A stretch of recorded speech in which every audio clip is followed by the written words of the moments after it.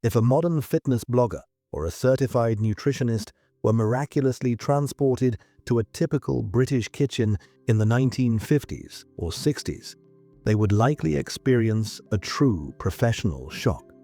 Back then, no one had heard of extra virgin olive oil, avocado toast, or calorie counting. Olive oil in Britain was sold exclusively in tiny bottles at pharmacies, and it wasn't bought for dressing salads, but for clearing ear blockages. The king of the kitchen, its unsung god and the foundation of all things, was animal fat, the legendary lard or beef dripping. Absolutely everything was fried in this fat, from the morning bacon and eggs to succulent steaks and the famous Sunday roast potatoes. Fat wasn't seen as an enemy. It was the fuel that allowed a working man to survive a long shift at a factory or in the field. Britons of that time loved what we would today call a heart attack on a plate.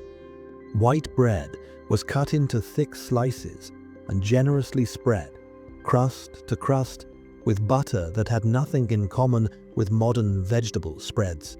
Tea was drunk with full fat milk, which, after sitting, would form a layer of thick cream on top.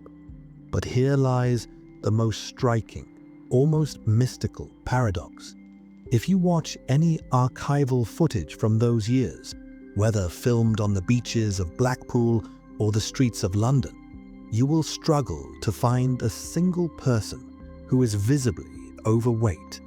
A nation that literally bathed in animal fats and didn't know the word fitness looked lean, fit, and incredibly energetic. To a modern person accustomed to diet products and fat-free yogurt, this seems impossible. The secret to this phenomenon lay not in what exactly they ate, but in what was categorically absent from their diet. In mid-century Britain, there was no such thing as ultra-processed food. Products did not contain high-fructose corn syrup, hidden sugars, emulsifiers, flavor enhancers, or the endless preservatives that today literally hack our brains, forcing us to overeat. Sweets were a rare, almost celebratory treat. A small bag of boiled sweets was shared over a whole week. Food was expensive relative to wages, so portions were moderate and honest. People ate 3 times a day, sitting at a table, rather than snacking on chocolate bars or crisps on the go. Fat provided a long-lasting, quality sense of fullness that didn't require constant carbohydrate refueling. It was an era of honest food, where every product was understandable, and the absence of cheap chemical sugar saved the nation from the epidemic of metabolic diseases that would overwhelm the world decades later. If you had said the word cardio to an average Briton in the 1950s, or invited them to a CrossFit workout, they simply wouldn't have understood what you were talking about. In that era, physical activity wasn't a luxury or a scheduled appointment.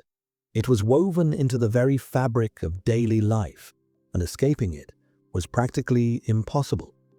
Modern man struggles to hit the coveted 10,000 steps, but for a mid-century British resident, that number was just a modest start to the day.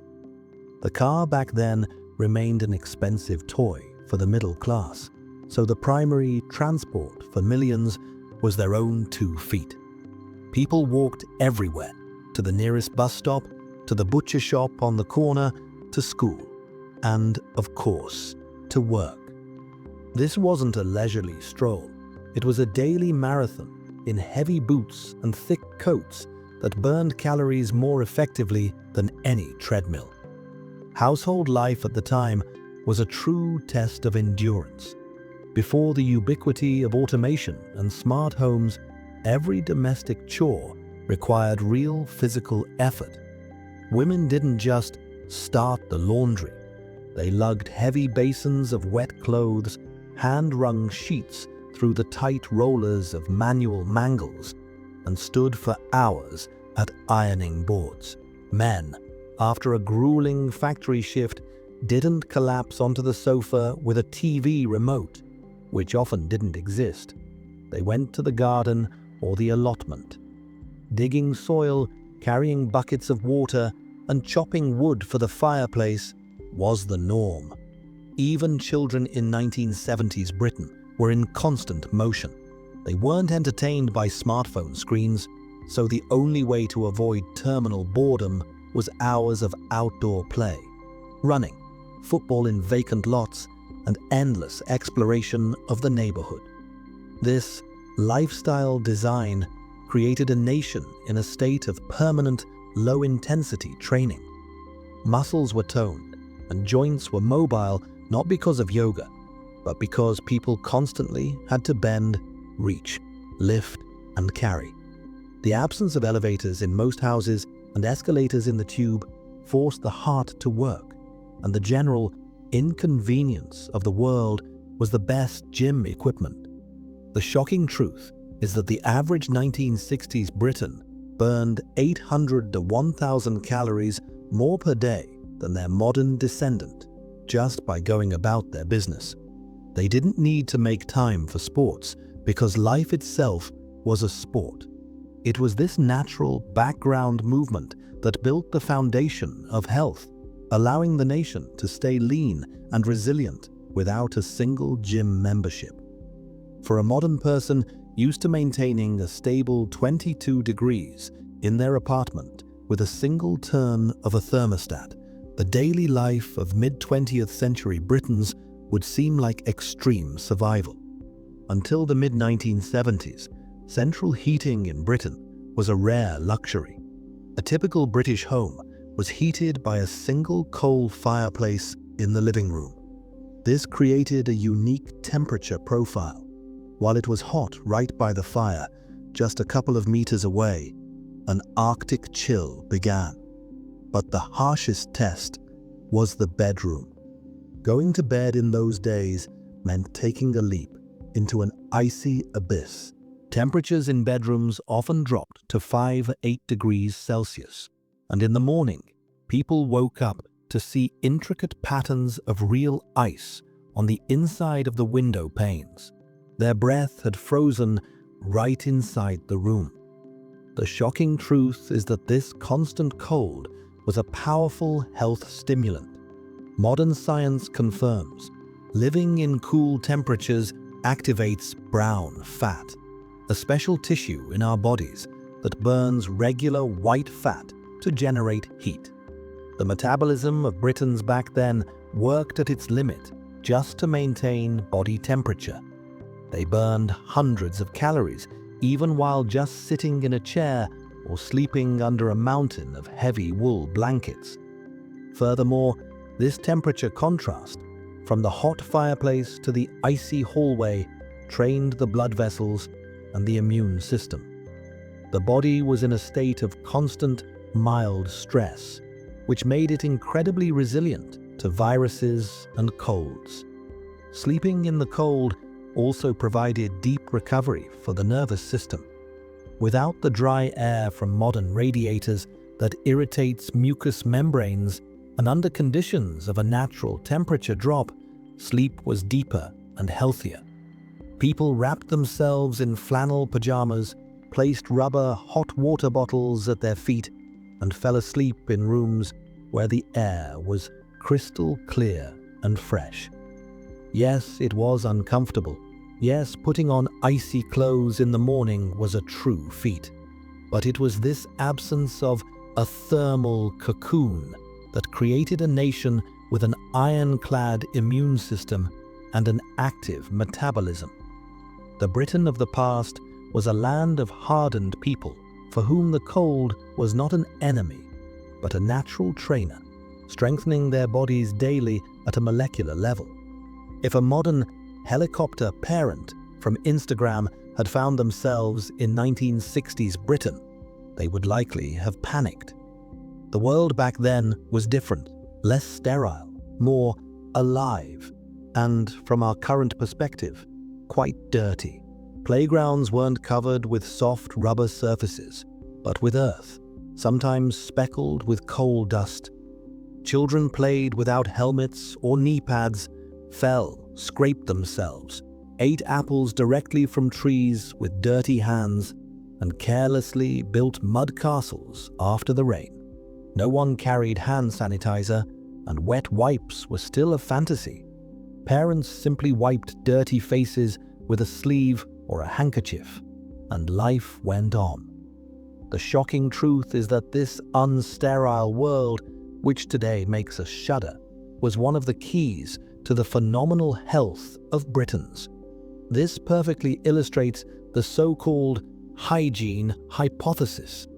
According to it, an overly clean environment, isolated from microbes in early childhood, prevents the immune system from developing correctly. The immune system, not encountering enemies in the form of bacteria, viruses, and parasites, begins to go haywire and attack its own body. This is why the modern world is experiencing an explosive rise in allergies, asthma, eczema, and autoimmune diseases. In the 1960s, children's immune systems were trained every day. Every scratch, every contact with dirt was a lesson for the body, which learned to distinguish real threats from harmless irritants. As a result, while today every second generation suffers from hay fever or food allergies, our grandparents knew far less about these problems. They grew up in a world where immunity was strong, hardened, and knew its job precisely. This paradox, the dirtier, the healthier, is one of the most uncomfortable truths of the past, forcing us to reflect on the consequences of our pursuit of absolute cleanliness. If you had offered a 1970s Briton a digital detox, they would have looked at you as if you were mad. In that era, life was a detox by default. People didn't have smartphones, endless notifications, or social networks that today force us to constantly compare our lives with idealized images of others' success. The mental health of the nation in the past stood on two pillars: the absence of information overload and incredibly strong, almost tangible social connections. In the 70s, loneliness wasn't the epidemic it is today. Life happened in the open. Neighbors knew each other by name, children played in communal groups, and local pubs weren't just drinking dens, but true community hubs where everything was decided, from finding a job to support in times of trouble. The shocking truth is that decision fatigue and digital anxiety were simply unknown. People had only 3 television channels, 1 newspaper, and a tight social circle, which, strangely enough, made them much calmer and more resilient to stress. The so-called Blitz spirit was still alive in Britain, a collective memory of how the nation survived the war through mutual aid. This created a sense of security. You knew that if you ran out of milk or trouble struck, you didn't need to post on Facebook. You just knocked on the door next door. Psychologists today confirm a sense of belonging to a group is a powerful factor in longevity, lowering cortisol levels and strengthening the heart. Britons of the past lived in a slow world. They wrote letters by hand, waited weeks for a meeting, and knew how to just sit in silence or gaze out the window without the need to immediately photograph it. The absence of a constant dopamine storm from likes and shares allowed their nervous system to recover naturally. Yes, their lives were physically harsher, but mentally they were protected by an armor of real, not virtual, connections. Herein lies the main lesson of the past. Health is not just clean lungs and strong muscles, but a calm mind that finds its footing in the people standing beside you, not in the bright glow of a screen.